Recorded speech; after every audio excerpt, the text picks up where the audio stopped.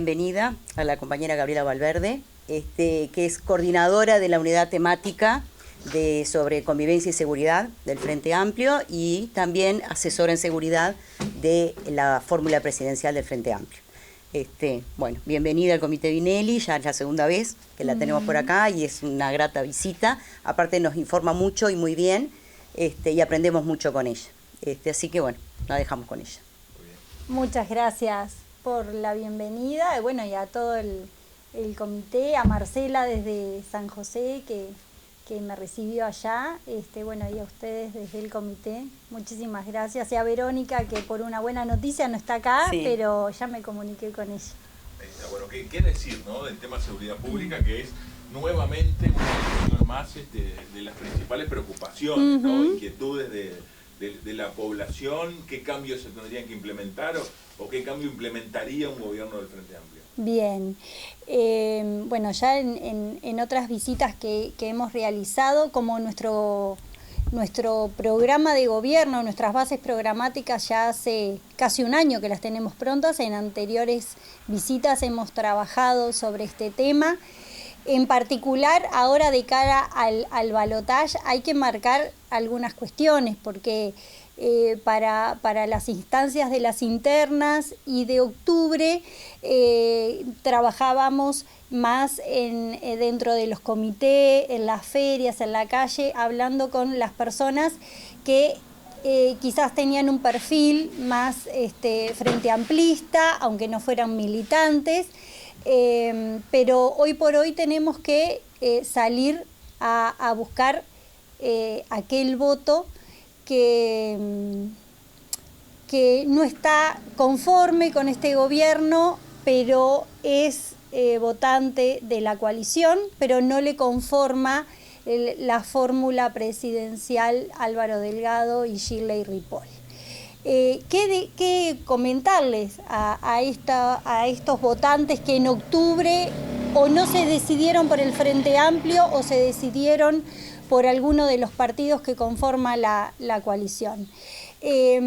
Primero que hay que desmitificar y romper algunos cucos que durante todo el gobierno del Frente Amplio se profundizó en esta gestión de gobierno y particularmente ahora en la campaña, donde ponen al Frente Amplio como enemigo de la policía o amigo de la delincuencia por algunas acciones que nosotros tomamos que son de un perfil más humanista o humanista, y tiene un perfil más de atacar las causas por las cuales una persona llega a delinquir en cualquier delito, más que en la represión, aunque sí tenemos en las bases programáticas, en los programas y acciones en concreto, la represión, la disuasión y la rehabilitación. Pero hacia otros contenidos de la represión, y particularmente hacer foco en la prevención y en las causas, como dice Yamandú en cada oportunidad, hacia las causas sociales por las cuales una persona llega a delinquir. Eso es un aspecto, en contraposición a que somos defensores o amigos de los pichis, como lo dice la derecha o la coalición. De ninguna manera, y en nuestros gobiernos estuvo más que probado que comenzamos con una población privada de libertad de 4 o 5 mil presos y terminamos con 11. Si hubiésemos sido contemplativos y amigos de la delincuencia, por un lado lamentablemente, pero por otro lado por efectividad policial, no crecíamos en esa población privada de libertad, en la cual crecimos, como creció muchísimo este periodo de gobierno, pero nosotros dimos herramientas que hacían que el hacinamiento estuviera controlado, incluso en algunas cárceles sin hacinamiento. Teníamos propuestas de trabajo para la población privada de libertad, mejoramos muchísimo la alimentación, y también hubo un abordaje en salud que no fue suficiente, pero sí se comenzó a trabajar a profundizar y a robustecer esta política dentro de la población penitenciaria. O sea, que lejos estamos de ser amigos de la delincuencia, y este es un elemento que constata efectivamente esto que comento. Por otro lado, decir que no somos enemigos de la policía. Y la policía eso lo sabe muy bien. Ayer, por ir a lo último, Yamandú en Durazno firmó un compromiso con la Federación de los Sindicatos Policiales, en los cuales, incluso desde las bases programáticas y desde el programa, están contempladas líneas de acción de protección al personal policial, de fortalecimiento de su rol, de su fortalecimiento como persona y, por supuesto, en su desarrollo en el trabajo, en su carrera administrativa. Este acuerdo que se firmó en Durazno con la Federación de Sindicatos ya lo venimos trabajando hace tiempo. Hemos tenido reuniones en La Huella, en el local del Frente Amplio, con distintos sindicatos que pudieron ser sindicatos por nuestros gobiernos, que eso es muy importante también reconocerlo. Si fuéramos enemigos de la policía, no hubiésemos facilitado, dado las herramientas para que ellos pudieran sindicalizarse y plantear las cuestiones y los reclamos, las reivindicaciones que necesitaban plantear como trabajadores, más allá de lo profesional. Y este compromiso que les comento viene de tiempo, venimos trabajando con la policía, porque además conocemos su realidad. Quienes estamos en el equipo, varios de los que estamos en el equipo de Yamandú y de Carolina, venimos del Ministerio del Interior. Hemos convivido con la policía, en el sentido de convivir laboralmente. Conocemos sus angustias. En el 2010, personalmente, junto con el equipo del Ministerio del Interior y con el Ministerio de Economía, con las partidas presupuestales, diseñamos todo el aumento salarial de un salario de hambre que comenzamos a mejorar en el 2005, y en el 2010 se profundizó ese aumento del salario real junto con compromisos de gestión que daban cuenta de una mejora en el desempeño y, por lo tanto, una mejora en su salario. Eso es un indicador fácilmente constatable, y que la policía lo vivió en el sentido de que sabían desde el 2010 al 2015 que cada enero tenía un aumento salarial. En este periodo de gobierno, cada enero sabían que estaban perdiendo salario real. Recién en el 2023 pudieron ir recuperando de a poco, pero ¿quién paga las deudas contraídas antes? Bien, es en el sentido del salario, en el sentido del equipamiento. Ustedes recordarán que en los primeros años de gobierno teníamos el gobierno, y en el Parlamento teníamos muchos reclamos de los sindicatos con respecto a los chalecos antibalas, que estaban vencidos, que estaban rotos, que no había reposición, que no había control del vencimiento. En nuestros gobiernos no pasaba eso. Hicimos una mejora en el equipamiento policial que fue revolucionario, tanto en el chaleco antibala como en el armamento y como en las municiones. Antes de nuestro gobierno, si el policía tenía que hacer prácticas de tiro, se tenía que comprar las municiones ellos mismos, ¿verdad? Podemos seguir relatando políticas de vivienda, mejora en el hospital policial que ha tenido equipamiento de última tecnología. Y podemos seguir hablando mucho de esto. Cuando vamos a hablar con la vecina, con el vecino, con nuestra familia, y nos dice, ustedes son enemigos de la policía, no, y acá tenemos varios elementos para poder opinar con respecto a esto. Y por último, en los temas de represión, por supuesto que el Frente Amplio ante un delito va a reprimir, pero hay que ver dónde reprimir. Este gobierno se dedicó a reprimir, por ejemplo, el narcomenudeo, ¿verdad? Donde se comunicaba el cierre de tantas bocas de droga en la pequeña venta, ¿sí? Cuando llegaban después y nos enterábamos que llegaban a Europa 8 toneladas de droga que valen millones de dólares, ¿verdad?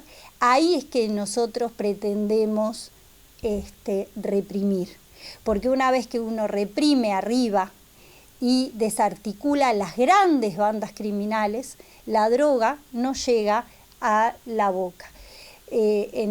Ahora en San José, hace pocos días, mediante una operativa exitosa, un operativo policial exitoso, se pudo incautar casi 1 tonelada, si mal no recuerdo, 1 tonelada de droga, más $12.000 en pesos, más $45.000. Lo estoy diciendo de memoria, quizás no es tan exacto, pero eso fue fruto de una investigación, de un trabajo minucioso de la policía, que no se necesitó un allanamiento nocturno, ¿verdad? Y que no se necesitó una intervención en pequeñas bocas de drogas. De hecho, parte de la droga iba a Europa y parte de la droga iba a las bocas. Entonces, esa droga incautada en las grandes bandas hace que la droga no llegue a las bocas. Si las bocas no son alimentadas, ¿verdad? No hay posibilidad de que se siga alimentando y se siga fortaleciendo el microtráfico y el narcomenudeo.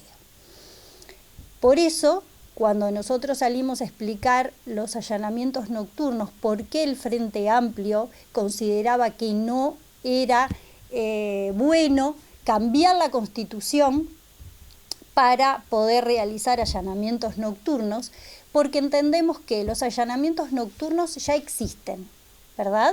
Existen para lugares donde no es un hogar y que también ahí hay acopio de droga, en fábricas, en depósitos, información sobre lavado de dinero en estudios profesionales, y así podemos relatar. Todo lo que no es hogar se puede allanar en la noche.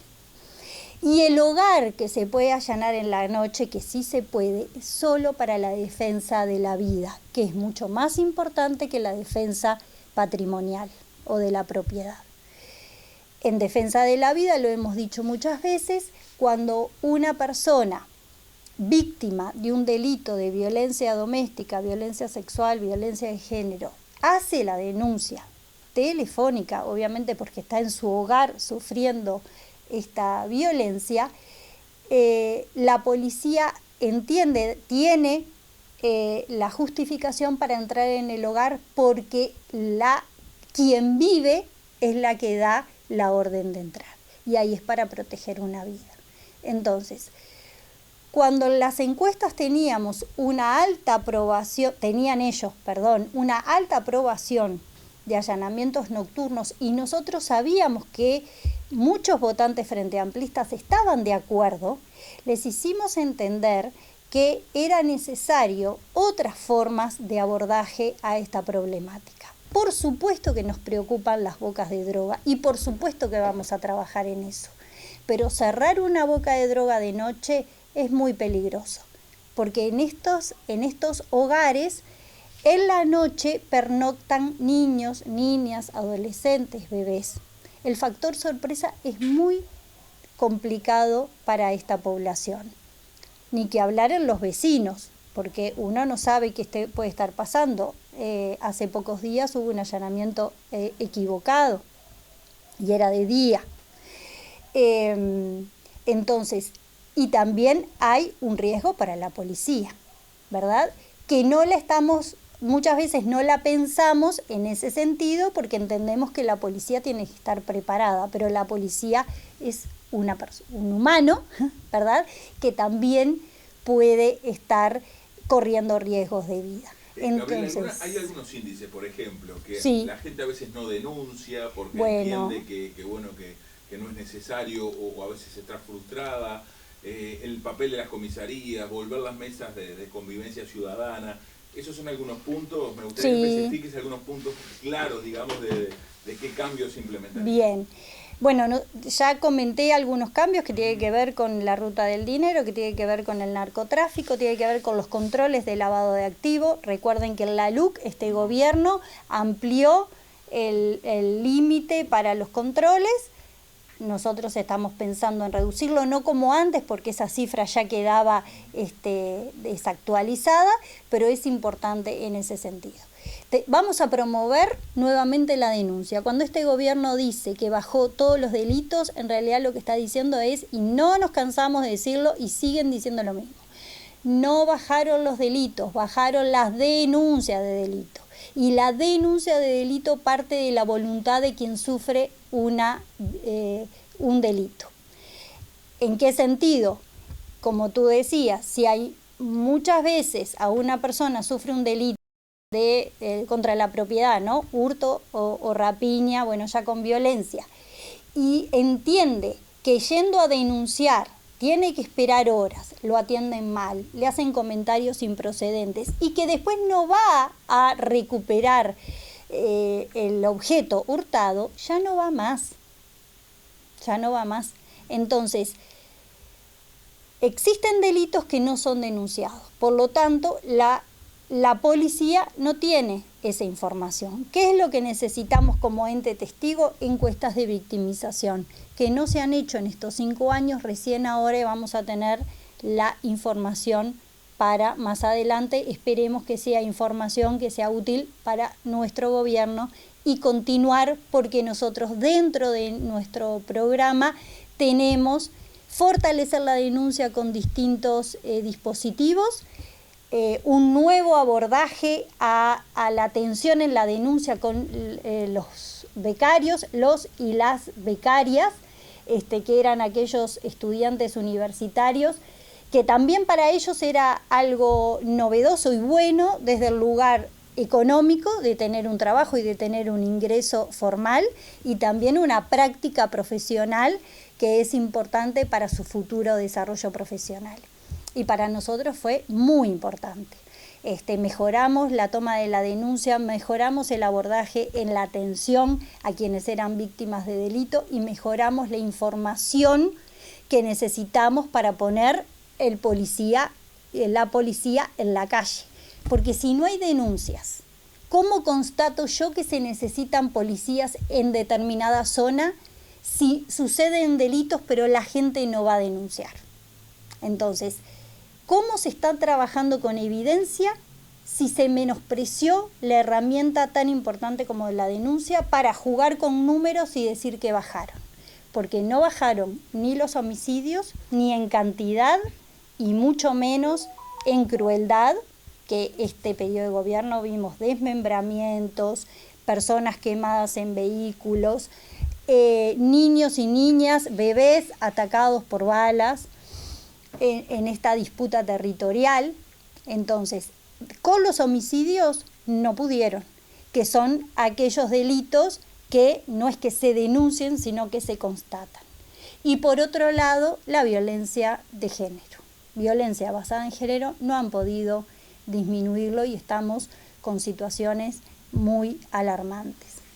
Y esto tiene que ver también con un abordaje de la convivencia y la seguridad en distintas políticas, no solo de seguridad, sino que cuando hablamos de convivencia van políticas que tienen que ver con vivienda, tienen que ver con lo urbanístico, tiene que ver con la salud mental, que es sumamente importante en todo, en la policía y en la población y en las víctimas de los delitos y en los victimarios en muchos casos. Y tiene que ver con temas de educación y de trabajo. Tenemos una población que está siendo campo fértil para la criminalidad, cuando no hay política pública que le dé educación, que le dé vivienda, que le dé trabajo y oportunidades de crecimiento. Y por otro lado, las bandas criminales, donde con simplemente una retribución monetaria se capta. ¿Las cárceles tienen que seguir en el Ministerio del Interior? No, definitivamente no. Esto afortunadamente es como un consenso con la coalición republicana, por lo menos la mayoría de quienes están trabajando en este compromiso que presentaron ayer, ¿no? A 20 días de las elecciones. Las cárceles, el Instituto Nacional de Rehabilitación tiene que salir de la órbita del Ministerio del Interior y comunicarse con el Poder Ejecutivo a través del Ministerio de Justicia. Unidad ejecutora dentro del Ministerio de Justicia o un servicio descentralizado, pero tiene que salir del Ministerio del Interior, y la administración y el sistema de justicia tiene que pasar por el Ministerio de Justicia y de Derechos Humanos, algo que hay consenso y que en el próximo gobierno, sea quien sea, que va a ser del Frente Amplio, pero por esas cosas igual va a salir el Ministerio de Justicia.